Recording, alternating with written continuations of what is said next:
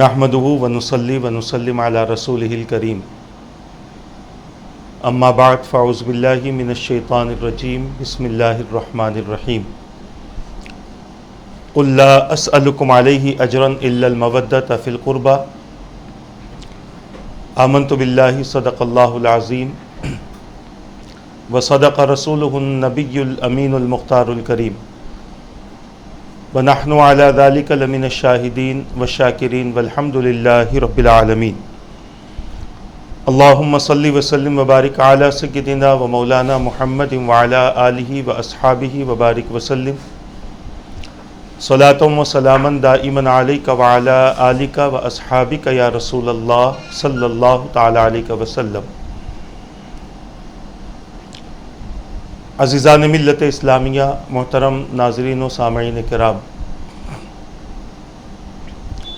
قرآن کریم کے آیت مبارکہ کے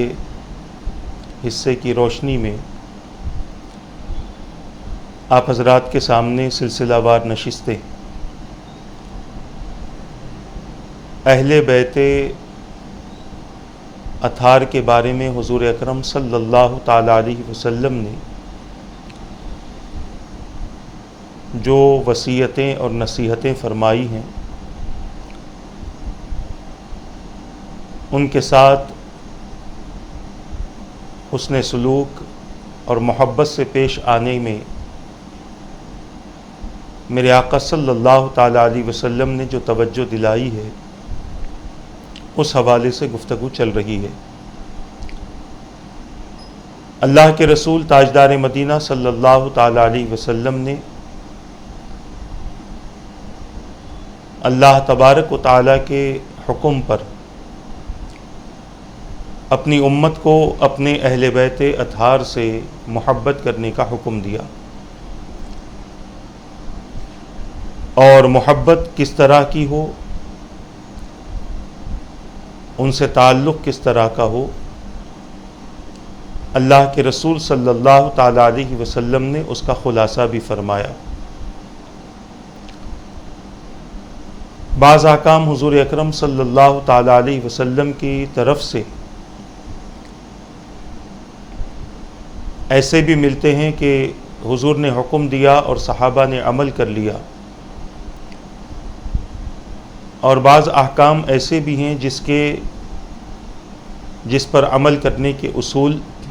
اللہ کے رسول صلی اللہ تعالی علیہ وسلم نے اپنی امت کو سکھلائے۔ حضور اکرم صلی اللہ تعالی علیہ وسلم کے اہل بیت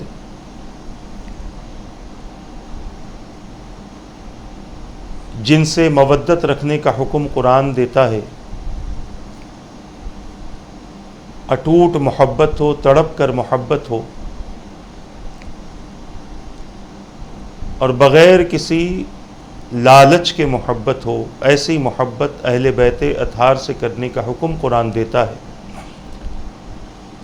اور پھر حضور اکرم صلی اللہ تعالی علیہ وسلم نے جا بجا اس کی تفصیل بھی بیان فرمائی، اور اس محبت کو کئی طریقوں پر میرے آقا صلی اللہ تعالی علیہ وسلم نے تقسیم فرمایا، اور تمام چیزوں کا ماحصل یہی رہا کہ بندہ مومن کبھی بھی اہل بیت اطہار سے نہ بغض رکھے، نہ حسد کرے، نہ ان کی غیبت کرے، نہ ان کے ساتھ بد اخلاقی سے پیش آئے، بلکہ ہمیشہ ان کی تعظیم و توقیر کرے، اور اپنی زندگی کو کامیابی کے راستے پر چلانا ہو تو اہل بیت اطہار کی محبت کی کشتی میں سوار ہو جائے۔ ہماری گفتگو چل رہی تھی، چند حدیثیں پیش کی گئی تھی کہ حضور پاک صلی اللہ تعالی علیہ وسلم نے لوگوں کو اہل بیت اطہار کی محبت کی جو ترغیب دی ہے، اس حوالے سے چند احادیث پیش کی گئی تھیں۔ آج اسی سلسلے کو جاری رکھتے ہوئے چند باتیں اور عرض کرنے کی سعادت حاصل کروں گا۔ امام طبرانی نے اس حدیث پاک کو طبرانی میں نقل فرمایا ہے، اور امام حیثمی نے مجمع الزوائد میں اس حدیث پاک کو نقل فرمایا۔ حضرت حسن ابن علی رضی اللہ تعالی عنہما بیان کرتے ہیں، حضور پاک صلی اللہ تعالی علیہ وسلم نے ارشاد فرمایا، ہم اہل بیت کی محبت کو لازم کر لو، بے شک وہ شخص جو اس حال میں اللہ تبارک و تعالیٰ سے ملا کہ وہ ہمیں محبت کرتا تھا تو وہ ہماری شفاعت کے صدقے جنت میں داخل ہوگا، اور اس ذات کی قسم جس کے قبضے قدرت میں میری جان ہے، کسی شخص کو اس کا عمل فائدہ نہیں دے گا مگر ہمارے حق کی معرفت کے سبب کے ساتھ۔ حضور اکرم صلی اللہ تعالی علیہ وسلم نے اس حدیث پاک میں اہل بیت اطہار سے محبت کی ترغیب دلائی، اور نہ صرف ترغیب دلائی بلکہ اس کا فائدہ بھی ظاہر کر دیا کہ تم اگر ایسا کرو گے تو تمہیں فائدہ کیا ہوگا، اور فائدہ اس سے بڑا کیا ہو کہ اللہ کے رسول صلی اللہ تعالی علیہ وسلم نے اس شخص کے لیے جنت کی ضمانت دے دی جو اہل بیت اطہار سے بے پناہ محبت رکھتا تھا۔ اہل بیت اطہار کی محبت کو اپنی ذات پر لازم کرنا اس لیے بھی ضروری ہے کہ وہ اللہ تبارک و تعالیٰ کے مقبول اور محبوب ترین بندے ہیں، رب قدیر سے بے پناہ محبت کرنے والے، اللہ کی ذات پر پختہ ایمان رکھنے والے، صداقت کے ساتھ اپنی زندگی گزارنے والے، صبر کے دامن کو کبھی نہ چھوڑنے والے، اللہ تبارک و تعالیٰ سے بہت زیادہ ڈرنے والے، اللہ تبارک و تعالیٰ کی رضا کی خاطر دن میں روزہ رکھنے والے، رات میں عبادت کرنے والے، قرآن کریم کی ہمیشہ تلاوت کرنے والے، اللہ تبارک و تعالیٰ کے ذکر میں اپنی زبان کو مصروف رکھنے والے، اور اپنے آپ کو ہر عیب سے محفوظ رکھنے والے، یہ اہل بیت اطہار ہیں۔ اللہ تبارک و تعالیٰ نے ایمان والوں کی اور متقین کی جتنی نشانیاں بیان فرمائی، بڑی ذمہ داری کے ساتھ یہ ایک جملہ عرض کر رہا ہوں، جتنی نشانیاں بیان فرمائی اور ایمان والوں کے اعمال کی جو تعریفیں اللہ تبارک و تعالیٰ نے بیان فرمائی ہے، وہ سب کا سب اہل بیت اطہار کی ذات میں نظر آتا ہے۔ قرآن کریم میں اللہ تبارک و تعالیٰ نے ایمان والوں کی کئی نشانیاں بیان فرمائی، التائبون العابدون الحامدون السائحون الراکعون الساجدون الآمرون بالمعروف والناہون عن المنکر والحافظون لحدود اللہ وبشر المؤمنین۔ یہ سورہ توبہ کی آیت ہے، 11ویں پارے کے 3 رکوع میں یہ آیت موجود ہے۔ اس آیت کا ترجمہ بھی پڑھ لیں، اس آیت کا معنی اور مفہوم بھی سمجھ لیں۔ اس آیت میں اللہ تبارک و تعالیٰ نے جن اعمال کے سبب ایمان والوں کو بشارتیں عطا فرمائی ہیں، توبہ کرنے والے، عبادت کرنے والے، حمد بیان کرنے والے، رکوع کرنے والے، سجدہ کرنے والے، امر بالمعروف کرنے والے، نہی عن المنکر کرنے والے، اللہ تبارک و تعالیٰ کے حدود کی حفاظت کرنے والے، ایسے ایمان والوں کو خوشخبری دے دی جائے۔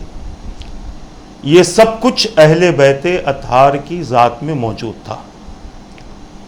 اس کے علاوہ اللہ تبارک و تعالیٰ نے اپنے مغفورین کی جو فہرست بیان فرمائی، ان المسلمین والمسلمات والمؤمنین والمؤمنات والقانتین والقانتات والصادقین والصادقات والصابرین والصابرات والخاشعین والخاشعات والمتصدقین والمتصدقات والصائمین والصائمات والحافظین فروجہم والحافظات والذاکرین اللہ کثیرا والذاکرات اعد اللہ لہم مغفرۃ واجرا عظیما۔ یہ ان لوگوں کی فہرست اللہ تبارک و تعالیٰ نے قرآن مقدس میں بیان فرمائی جو اللہ تبارک و تعالیٰ سے محبت کرتے ہوئے اپنے ایمان کو، اپنے اسلام کو، اللہ کے کامل اطاعت گزاری کو، سچائی کو، صبر کرنے کو اور اپنی شرمگاہوں کی حفاظت کو، اللہ تبارک و تعالیٰ کے ذکر کو، کثرت کے ساتھ رب کے ذکر کو، روزہ رکھنے کو اپنی ذات کے لیے پسند کرتے ہیں، اللہ تبارک و تعالیٰ ان کے لیے مغفرت کا وعدہ فرماتا ہے۔ یہ تمام خوبیاں بھی اہل بیت اطہار میں موجود ہیں۔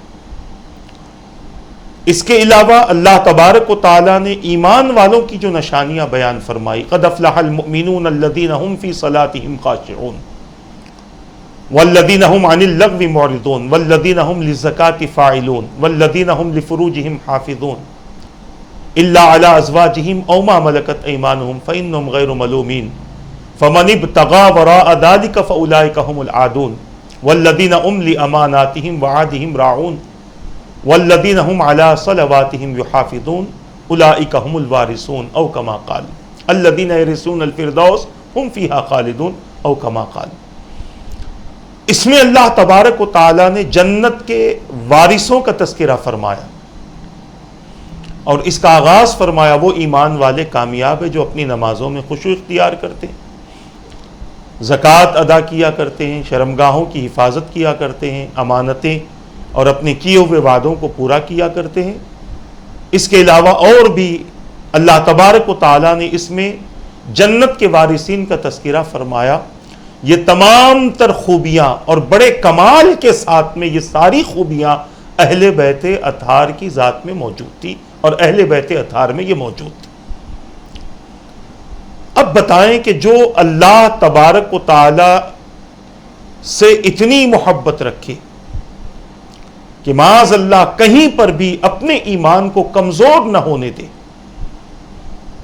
بلکہ وہ ساری خوبیوں کا مالک بن جائے، وہ ساری خوبیاں حاصل کر لے جس کی وجہ سے اللہ تبارک و تعالی اپنے بندوں کی مغفرت فرماتا ہے، درجات بلند فرماتا ہے، اپنے بندوں کو جنت کا وارث بناتا ہے، اپنے بندوں کو بشارت دیتا ہے، خوشخبریاں دیتا ہے۔ آپ اندازہ کر سکتے ہیں ان سے محبت کیوں نہ کی جائے۔ حضور اکرم صلی اللہ تعالی علیہ وسلم نے اہل بیت اطہار سے محبت کرنے کا حکم اس لیے دیا ہے کہ یہ اللہ کے پسندیدہ بندے ہیں، اللہ کے محبوب ترین بندے ہیں۔ روئے زمین پر یہی وہ شخصیتیں ہیں جنہیں اللہ تبارک و تعالی نے اپنی طرف سے پاک کرنے کا ارادہ بھی ظاہر فرمایا اور رب قدیر نے انہیں خوب پاک و صاف فرما دیا۔ روئے زمین پر یہی وہ ذاتیں ہیں کہ جن کے بارے میں اللہ تبارک و تعالیٰ نے اپنے حبیب سے فرمایا جو آپ کو معاوضہ دے کر خوش کرنا چاہتے ہیں، ہدیہ دے کر، تحفے دے کر خوش کرنا چاہتے ہیں، آپ ان سے کہہ دو میرے قرابت داروں سے محبت رکھو، مودت رکھو، ان کو خوش کر دو، میں راضی ہو جاؤں گا، اور میں راضی ہو گیا تو میرا رب راضی ہو جائے گا۔ یہ اہل بیت اطہار ہیں جن سے محبت کرنے کا حکم دیا گیا۔ ایک تو نسبت ہے انہیں حضور اکرم صلی اللہ تعالی علیہ وسلم سے، اور دوسرا ان کی کیفیتیں حضور اکرم صلی اللہ تعالی علیہ وسلم کے مزاج کے مطابق تھیں اور آپ کی مزاج کی موافقت کرتی تھی۔ اللہ تبارک و تعالی نے ان کو اپنی محبت اور اپنی قربت کے لیے پسند فرمایا۔ دنیا میں ان کا ایسا ایسا مقام ہے جس کا بندہ تصور نہیں کر سکتا، اور آخرت میں تو ان کے مقامات کے کیا پوچھنے، ان کے مناصب کا کیا پوچھنا، ان کے مراتب کا کیا پوچھنا۔ اللہ تبارک و تعالی ایسا مقام انہیں عطا فرمائے گا کہ اس مقام کا ہم تصور بھی نہیں کر سکتے، اور اس مقام تک ہماری رسائی بھی نہیں ہو سکتی۔ یہ اہل بیت نبوت ہیں، اہل بیت رسول اللہ صلی اللہ تعالی علیہ وسلم ہیں۔ تو میرے آقا صلی اللہ تعالی علیہ وسلم نے ارشاد فرمایا، ہم اہل بیت سے محبت کو لازم کر لو۔ حضور نے اپنی ذات کو بھی شامل فرما دیا، اور پھر میرے آقا نے فرمایا کہ جو شخص اس حال میں اللہ تبارک و تعالی سے ملا کہ وہ ہم سے محبت کرتا تھا، تو وہ ہماری شفاعت کے صدقے جنت میں داخل ہوگا۔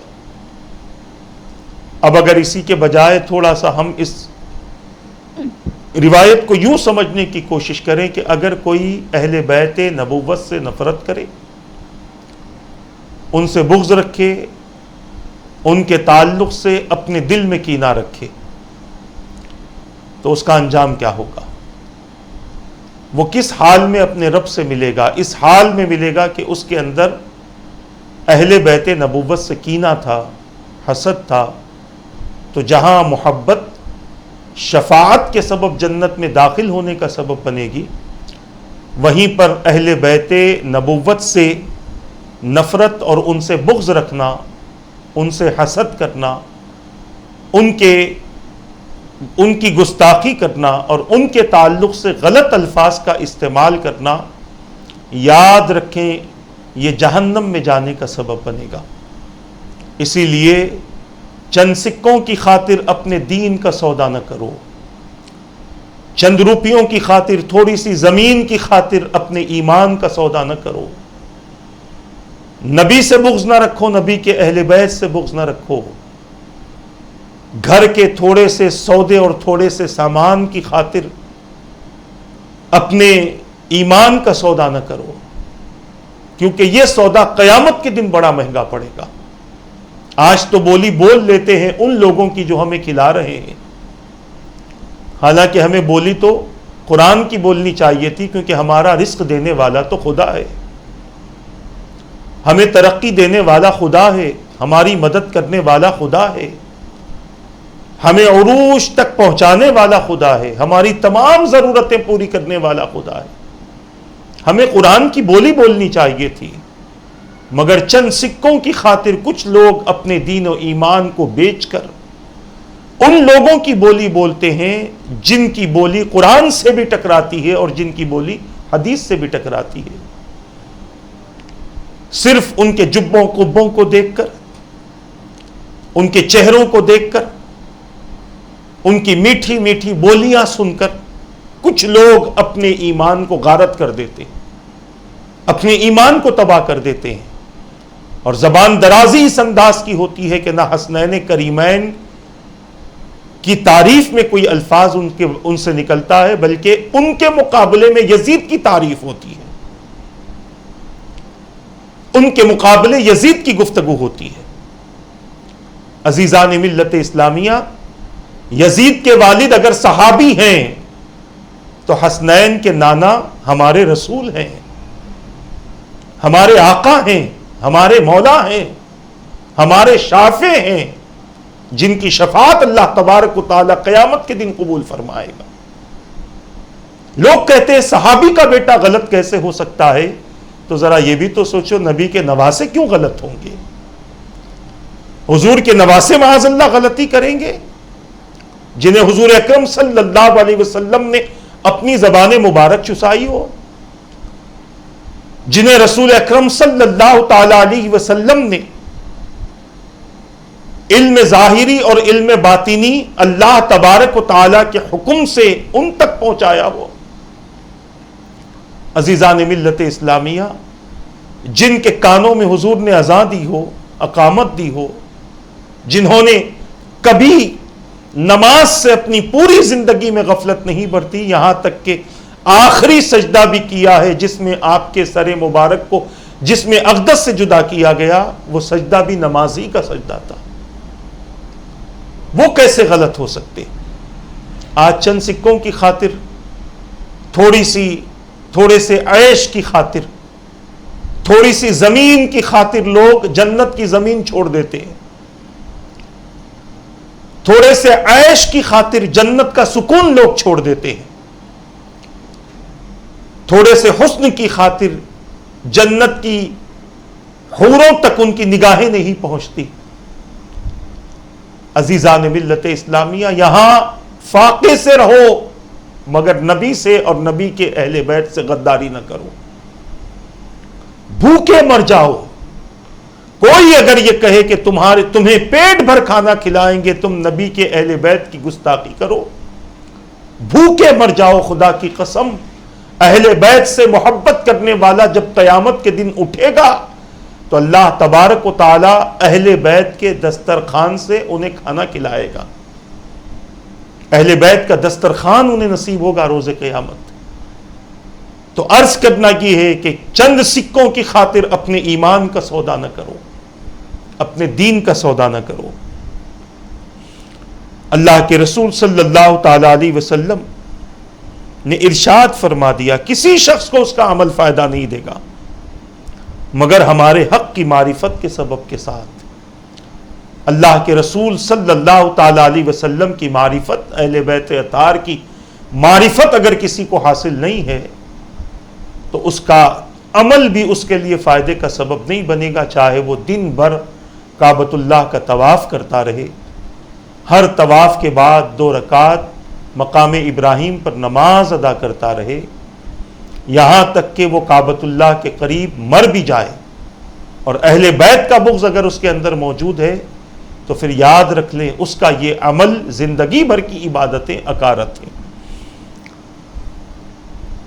حضرت جابر ابن عبداللہ رضی اللہ تعالیٰ عنہما بیان کرتے ہیں، یہ جو حدیث ہم پیش کر رہے ہیں اس میں آپ دیکھیں کہ اہل بیت تو اہل بیت نبوت ہیں. حضور اکرم صلی اللہ تعالی علیہ وسلم کے پاس میں کام کرنے والی کا مقام بھی بہت بڑا ہے. ہم اپنی زبان میں کہیں کہ ان کی نوکرانی کا مقام بھی بہت بڑا ہے. یہ حدیث پاک اسی طرح کی ہے. حضرت جابر ابن عبداللہ رضی اللہ تعالیٰ عنہما بیان کرتے کہ آل رسول صلی اللہ علیہ وسلم کی ایک خادمہ تھی جو ان کی خدمت بجا لاتی تھی. انہیں بریرہ کہا جاتا تھا. انہیں ایک آدمی ملا اور کہا، اے بریرہ، اپنی چوٹی کو ڈھانپ کر رکھا کرو، بے شک محمد صلی اللہ علیہ وسلم تمہیں اللہ کی طرف سے کچھ فائدہ نہیں پہنچا سکتے معاذ اللہ. راوی بیان کرتے ہیں تو اس خادمہ نے حضور اکرم صلی اللہ تعالی علیہ وسلم کو اس واقعے کی خبر دی. آپ صلی اللہ علیہ وسلم اپنی چادر مبارک گھسیٹتے ہوئے باہر تشریف لائے، اس حال میں کہ آپ کے دونوں رخسار مبارک سرخ تھے، اور ہم انصار کا گروہ حضور اکرم صلی اللہ تعالی علیہ وسلم کے غصے کو آپ کے چادر کے گھسیٹنے اور رخساروں کے سرخ ہونے سے پہچان لیتے تھے. ہم نے اسلحہ اٹھایا، ہتھیار اٹھا لیے اور حضور اکرم صلی اللہ علیہ وسلم کی خدمت میں حاضر ہوئے اور عرض کیا، یا رسول اللہ صلی اللہ علیہ وسلم، آپ جو چاہتے ہیں ہمیں حکم دے. اس ذات کی قسم جس نے آپ کو حق کے ساتھ مبعوث فرمایا ہے، اگر آپ ہمیں ہماری ماؤں، باپوں اور اولاد کے بارے میں بھی کوئی حکم فرمائیں گے تو ہم ان میں بھی آپ کے قول کو نافذ کر دیں گے. حضور اکرم صلی اللہ تعالی علیہ وسلم منبر پر جلوہ گر ہوئے، اللہ تبارک و تعالیٰ کی حمد و ثنا بیان کی اور فرمایا، میں کون ہوں؟ صحابہ سے سوال کیا. صحابہ کہتے ہم نے عرض کیا، آپ اللہ تعالیٰ کے رسول ہیں، آپ نے فرمایا ہاں لیکن میں کون ہوں؟ ہم نے عرض کیا آپ محمد صلی اللہ علیہ وسلم ابن عبداللہ ابن عبد المطلب ابن ہاشم ابن عبد مناف ہیں۔ آپ صلی اللہ علیہ وسلم نے فرمایا، اب سوال کا جو جواب حضور اکرم صلی اللہ علیہ وسلم چاہتے تھے، صحابہ نے کچھ اور جواب دیا۔ میرے آقا نے فرمایا میں اولاد آدم کا سردار ہوں، لیکن مجھے اس بات پر کوئی فخر نہیں ہے، یہ جملہ میں فخریہ نہیں کہتا، میں وہ پہلا شخص ہوں جس کی قبر شق ہوگی، لیکن یہ بات بھی میں فخریہ نہیں کہتا، میں وہ پہلا شخص ہوں جس کے سر مبارک سے مٹی جھاڑی جائے گی، لیکن یہ بات میں فخریہ نہیں کہتا، اور میں سب سے پہلے جنت میں داخل ہونے والا ہوں، یہ بات بھی میں فخریہ نہیں کہتا۔ ان لوگوں کا کیا ہوگا، ان لوگوں کو کیا ہو گیا ہے جو یہ گمان کرتے ہیں کہ میرا نسب و تعلق فائدہ نہیں دے گا؟ ایسا نہیں ہے جیسا وہ گمان کرتے ہیں، بے شک میں شفاعت کروں گا اور میری شفاعت قبول بھی ہوگی، یہاں تک کہ میں جس کی شفاعت کروں گا وہ بھی یقیناً دوسروں کی شفاعت کرے گا اور اس کی بھی شفاعت قبول ہوگی، یہاں تک کہ ابلیس اپنی گردن کو شفاعت میں لالچ کی خاطر بلند کرے گا کہ کسی طور پر اس کی بھی شفاعت ہو، اس کی بھی سفارش ہو۔ اس حدیث پاک کو امام تبرانی نے نقل فرمایا ہے، اور اسی حدیث پاک کو امام حیثمی نے مجمع الزوائد میں نقل فرمایا ہے، امام طبرانی نے معجم الاوسط میں نقل فرمایا۔ یہ بڑی طویل حدیث ہے، اس میں رسول اکرم صلی اللہ تعالی علیہ وسلم نے اہل بیت اطہار کے پاس میں کام کرنے والی ایک خاتون کی وجہ سے، ایک خاتون کی بے عزتی کی وجہ سے اور ان پر ایک غلط جملہ کسنے کی وجہ سے میرے آقا صلی اللہ تعالی علیہ وسلم نے اپنے صحابہ کے سامنے اس بات کا ذکر فرما دیا کہ وہ لوگ جو یہ سمجھتے ہیں کہ میرا نسب و تعلق کسی کو کوئی فائدہ نہیں دے گا، وہ غلطی پر ہے، میرا نسب و تعلق بھی فائدہ دے گا، اور جس کی میں شفاعت کروں گا اللہ تبارک و تعالی اس کے حق میں میری سفارش کو قبول فرمائے گا، یہاں تک کہ شیطان بھی کوشش کرے گا کہ اس کی بھی سفارش ہو جائے، مگر وہ تو ملعون ہے، وہ مردود ہے، اس کے حق میں نہ حضور کی سفارش ہوگی اور نہ اس کے تعلق سے کسی کو یہ موقع دیا جائے گا کہ وہ اس کے لیے کوئی سفارش بھی کر دے، مگر حضور بتلاتے ہیں کہ میں اتنی سفارشیں کروں گا، یہاں پر کثرت کا ذکر کرنا ہے، بہت زیادہ میں سفارش کروں گا، بہت زیادہ میں شفاعتیں کروں گا، اور ان شفاعتوں کا عالم یہ ہوگا کہ شیطان بھی لالچ میں آ جائے گا کہ اس کی بھی سفارش ہو جائے۔ یہاں اس بات سے مراد کثرت شفاعت ہے۔ عزیزان ملت اسلامیہ، جو لوگ اس بات کے منکر ہیں کہ نبی کا نسب، نبی کا تعلق انسان کو کوئی فائدہ نہیں پہنچائے گا، یہ ان کے لیے ہوگا، کیونکہ جس کا جیسا عقیدہ ہوگا قیامت کے دن اسی عقیدے کے حساب سے اس کا فیصلہ ہوگا، جس کے جو نظریات ہوں گے اسی نظریات کے حساب سے اس کے فیصلے ہوں گے، جس کی جو سوچ، جو فکر اور جس کا جیسا تعلق حضور اکرم صلی اللہ تعالی علیہ وسلم کے ساتھ ہوگا، اس کے حق میں قیامت کے دن ویسے ہی فیصلے ہوں گے۔ اب جنہیں اس بات کا یقین ہی نہیں ہے کہ حضور سفارش کریں گے، تو ظاہر سی بات ہے کہ ایسے لوگ قیامت کے دن سفارش کے لیے پیش بھی نہیں ہوں گے، جہاں تک میں سمجھتا ہوں۔ یا پھر جب یہ دیکھیں گے کہ مصطفیٰ جان رحمت صلی اللہ علیہ وسلم اپنی امت کی سفارش کر رہے ہیں، تو پھر انہیں یہ خیال ہوگا کہ کاش ہمارا عقیدہ بھی ہوتا کہ حضور ہمارے لیے شفیع ہے، حضور شفاعت کرنے والے ہیں، حضور کی شفاعت قبول ہوتی ہے، تو ممکن ہے کہ یہ سوچ قیامت کے دن دنیا کی وجہ سے قیامت کے دن ان کے کام آ جاتی. محترم ناظرین و سامعین کرام، حضور اکرم صلی اللہ تعالی علیہ وسلم کے تعلق سے یہ عقیدہ ہونا چاہیے. اس پوری حدیث کا ماحصل یہ ہے کہ رسول اکرم صلی اللہ تعالی علیہ وسلم کی قرابت ہو یا حضور اکرم صلی اللہ تعالی علیہ وسلم سے کسی طرح کا تعلق ہو، اللہ کے رسول صلی اللہ تعالی علیہ وسلم نے اس کے خلاف زبان درازی سے بچنے کا حکم دیا. یہ ساری حدیث اسی لیے بیان کی گئی کہ اہل بیت رسول اللہ کی ایک خادمہ کو برا کہا گیا اور اس خادمہ کے ذریعے حضور اکرم صلی اللہ تعالی علیہ وسلم کی ذات مبارک پر تنقید کی گئی. تو حضور ترغیب دلا رہے ہیں اہل بیت اطہار سے محبت کی، اور ان لوگوں سے بھی محبت کرنا ہے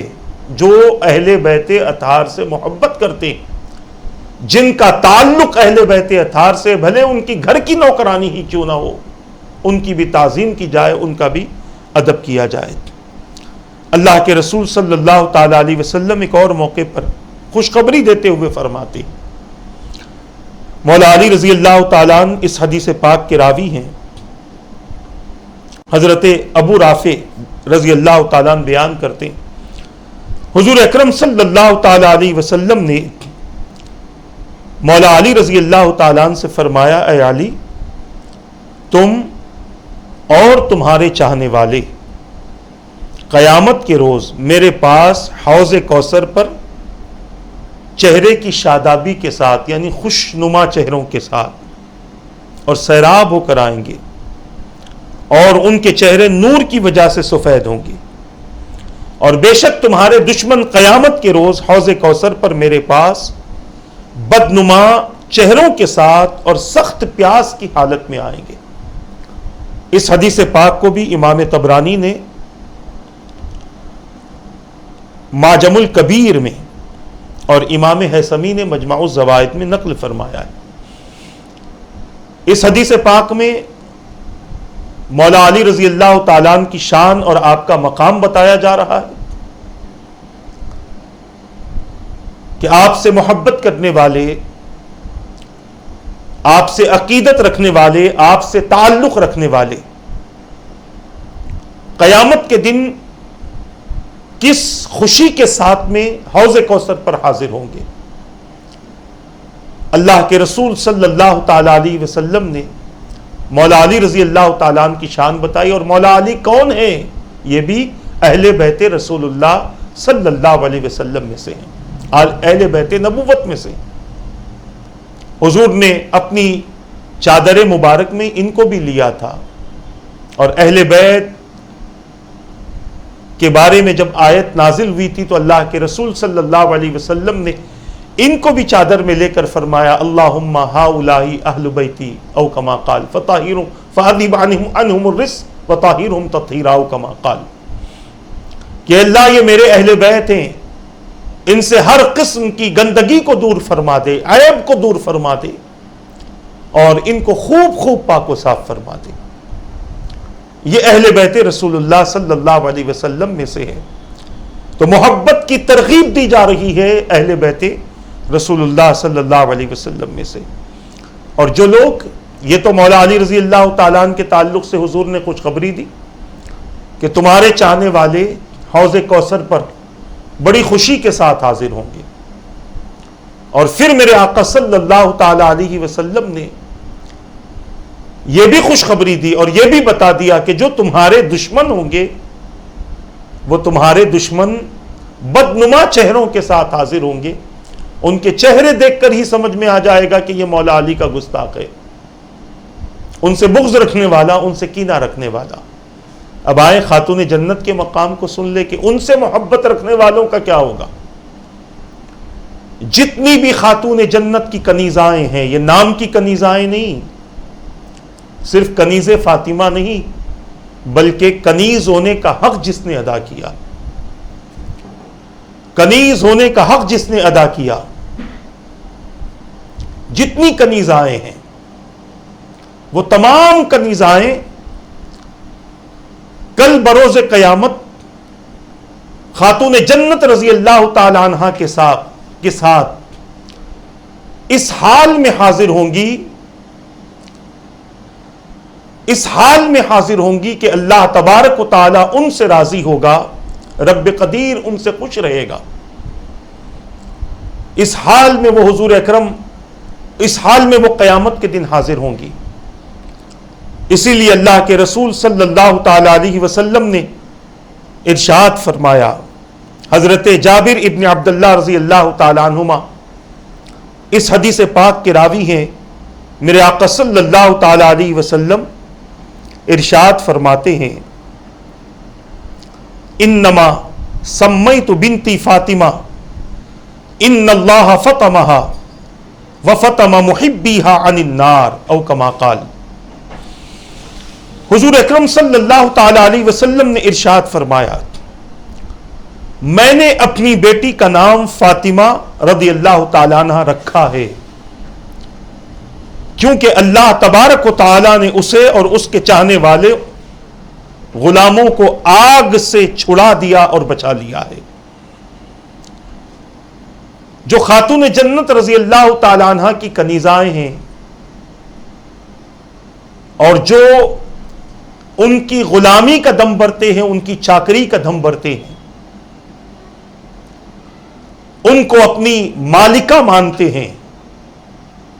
یقیناً کل بروز قیامت اللہ تبارک و تعالی ان کو اس مقام پر پہنچائے گا کہ ان کی نسبت کی برکت سے رب قدیر ان کو جہنم سے محفوظ فرما دے گا، جہنم سے آزاد فرما دے گا۔ اس حدیث پاک کو امام دیلمی نے مسند الفردوس میں روایت کیا ہے۔ اسی طرح جو لوگ ان ترغیب کے بعد حضور اکرم صلی اللہ تعالی علیہ وسلم کی آل سے محبت کرتے ہیں، حضور کی اولاد سے تعلق رکھتے ہیں، وہ لوگ بھی رسول اکرم صلی اللہ تعالی علیہ وسلم کے اس فرمان کو سن لے اور خوش ہو جائیں۔ میرے آقا صلی اللہ تعالی علیہ وسلم فرماتے ہیں، حب آل محمد یوما خیر من عبادت سنت ومن مات علیہ دخل الجنہ او کما قال۔ حضرت عبداللہ ابن مسعود رضی اللہ تعالیٰ عنہ حضور اکرم صلی اللہ تعالی علیہ وسلم سے روایت کرتے ہیں، آپ نے فرمایا، اہل بیت مصطفیٰ کی ایک دن کی محبت پورے سال کی عبادت سے بہتر ہے، اور جو اسی محبت پر فوت ہوا وہ جنت میں داخل ہو گیا۔ اس حدیث پاک کو بھی امام دیلمی نے مسند الفردوس میں نقل فرمایا ہے۔ عزیزان ملت اسلامیہ، ایک عظیم روایت میں آپ حضرات کے سماعتوں کی نظر کرنا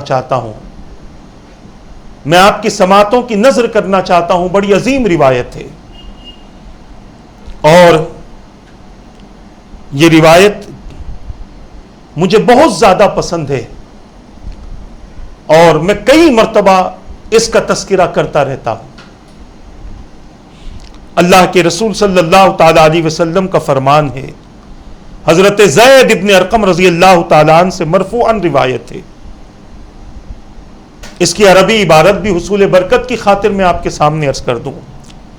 عن زید ابن ارقم رضی اللہ تعالیٰ عنہ مرفوعا، خمس من اوتیہن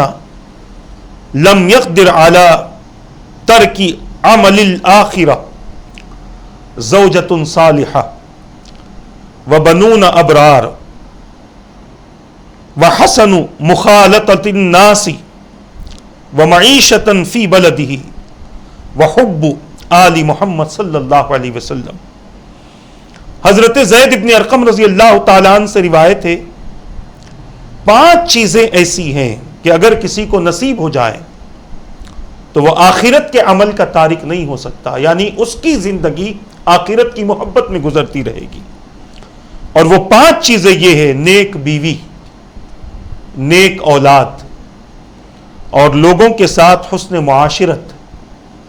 اپنے ملک میں روزگار اور آل محمد صلی اللہ علیہ وسلم کی محبت۔ اس حدیث پاک کو بھی امام دیلمی نے مسند الفردوس میں نقل فرمایا۔ اس حدیث پاک میں 5 چیزوں کا تذکرہ کیا گیا، اور ان 5 چیزوں میں سب سے جو آخری چیز بیان کی گئی وہ آل محمد صلی اللہ علیہ وسلم کی محبتیں ہیں، کہ جس کو یہ چیز، یہ محبت نصیب ہو جائے، وہ جو عمل کرے گا اس عمل کا فائدہ اسے آخرت میں ہوگا، اور کبھی بھی ان کی وجہ سے وہ آخرت کے عمل کا تارک نہیں ہو سکتا۔ عزیزان ملت اسلامیہ، حضور اکرم صلی اللہ تعالی علیہ وسلم نے اس حدیث پاک کے ذریعے بھی اپنی امت کو ترغیب دلائی ہے۔ ایک اور آخری بات پیش کر کے آج کی اس نشست کو ہم مکمل کر لیں۔ مولا علی رضی اللہ تعالیٰ عنہ اس حدیث پاک کو روایت کرتے ہیں۔ حضور اکرم صلی اللہ تعالی علیہ وسلم نے فرمایا، 4 قسم کے لوگ ایسے ہیں جن کی قیامت کے دن میں شفاعت کروں گا۔ وہ کون ہیں؟ اس حدیث پاک کو انشاءاللہ ہم کسی نشست میں تفصیلی بیان کریں گے۔ وہ کون ہیں؟ میرے آقا نے فرمایا، حدیث پاک پھر سے سن لیں، حضرت علی ابن ابی طالب رضی اللہ تعالیٰ عنہ مرفوعاً روایت کرتے ہیں، حضور اکرم صلی اللہ علیہ وسلم نے فرمایا، 4 شخص ایسے ہیں کہ قیامت کے روز جن کی میں شفاعت کرنے والا ہوں گا، اور وہ یہ ہیں: میری اولاد کی عزت و تکریم کرنے والا، اور ان کی حاجات کو پورا کرنے والا، اور ان کے معاملات میں بھاگ دوڑ کرنے والا جب وہ مجبور ہو کر اس کے پاس آئیں، اور دل و جان سے ان سے محبت کرنے والا۔ اس حدیث پاک کو امام متقی ہندی نے کنز العمال میں نقل فرمایا ہے۔ عزیزان ملت اسلامیہ، یہ وہ احادیث میں نے آپ حضرات کے سامنے پیش کی ہیں جس میں رسول اکرم صلی اللہ تعالی علیہ وسلم نے اپنی امت کو اہل بیت اطہار کے حوالے سے محبت کی ترغیب اور تلقین کی ہے۔ آگے بھی کچھ حدیثیں ہم پیش کریں گے جس میں اہل بیت پر درود بھیجنا اور کس طریقے سے بھیجا جائے، اہل بیت اطہار کا زمین پر رہنا امت کے لیے کتنا بڑا فائدے کا سبب بنتا ہے، اور اہل بیت کے ساتھ حسن سلوک کرنے والوں کے لیے حضور اکرم صلی اللہ تعالی علیہ وسلم نے جنت کی جو بشارت دی ہے، اور بھی اس کے علاوہ آپ کے درمیان احادیثیں پیش کی جائیں گی۔ اللہ تبارک و تعالیٰ سے دعا ہے کہ رب قدیر جو کچھ کہا گیا کہنے میں غلطی ہو تو اپنے حبیب کے صدقے معاف فرما دے، ان باتوں پر مجھے اور ان سب کو عمل کرنے کی توفیق عطا فرما۔ حضور اکرم صلی اللہ تعالی علیہ وسلم نے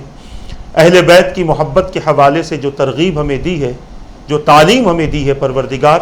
اس پر عمل کرنے کی توفیق عطا فرما۔ اپنے حبیب کے اہل بیت سے بے پناہ محبت نصیب فرما دے، دنیا میں ان کی نسبتیں عطا فرما، قیامت کے دن انہی کے ساتھ حشر فرما، اور انہی کے غلاموں کے ساتھ جنت میں داخلہ عطا فرما، برحمتک یا ارحم الراحمین، وما علینا الا البلاغ۔ السلام علیکم ورحمۃ اللہ وبرکاتہ۔